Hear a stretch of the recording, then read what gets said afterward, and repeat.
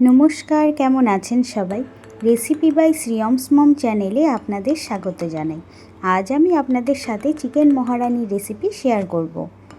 এর জন্য প্রথমে আমি একটি মশলা তৈরি করে নেব। তার জন্য আমার লাগছে দারচিনি, এলাচ, লবঙ্গ, জিরে আর জায়ফল। মশলাটিকে হালকা নাড়াচাড়া করার পরে এর মধ্যে দিয়ে দেব কাজু, আমন্ড, শুকনো লঙ্কা, গোটা ধনে আর কাসুরি মেথি।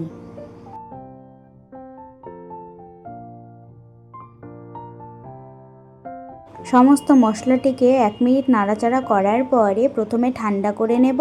ঠান্ডা করার পরে মিক্সার গ্রাইন্ডারে ভালো করে পাউডার বানিয়ে নেব।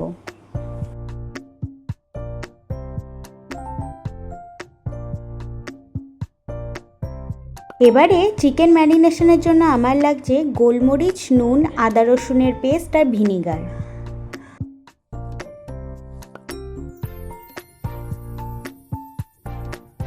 এবারে চিকেনটিকে ম্যারিনেট করে রেখে দেব 30 মিনিটের জন্য।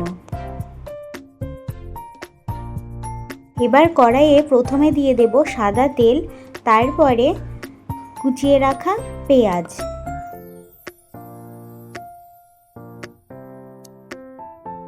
পেঁয়াজের রং যখন হালকা হয়ে আসবে তখন এতে দিয়ে দেব ম্যারিনেট করে রাখা চিকেনের পিসগুলিকে।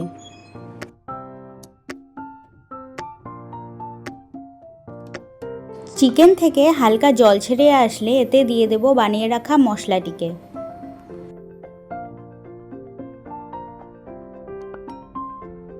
মশলাটি ভালো করে চিকেনের সাথে মিশে গেছে। এবার এতে দিয়ে দেব কাশ্মীরি লঙ্কার গুঁড়ো আর আদা রসুন লঙ্কার পেস্ট। 5 মিনিটের মতো নাড়াচাড়া করানোর পরে এবারে দিয়ে দেব ফেটিয়ে রাখা টক দই। এই সময় গ্যাসের ফ্লেমটি লো করে দেবেন, না হলে ফেটিয়ে রাখলেও মাঝে মাঝে টক দই রান্নার মধ্যে দেওয়ার পরে ফেটে যাওয়ার সম্ভাবনা থেকেই যায়। এই পর্যায়ে দিয়ে দেব 3-4টে চেরা কাঁচা লঙ্কা। মাংসের মধ্যে আমি জলের ব্যবহার করিনি। মাংস যেই জলটি ছেড়েছিল সেই জলেই মাংস রান্না হয়ে গেছে। তো এবারে ঢাকা চাপা দিয়ে 5 মিনিট রাখার পরে ঢাকনি খুলে তাতে দিয়ে দেব কুচনো ধনেপাতা। এবারে 10 মিনিটের মতো ঢাকা চাপা দিয়ে রেখে দেব। তারপরেই গরম গরম ভাতের সাথে সার্ভ করে দেব।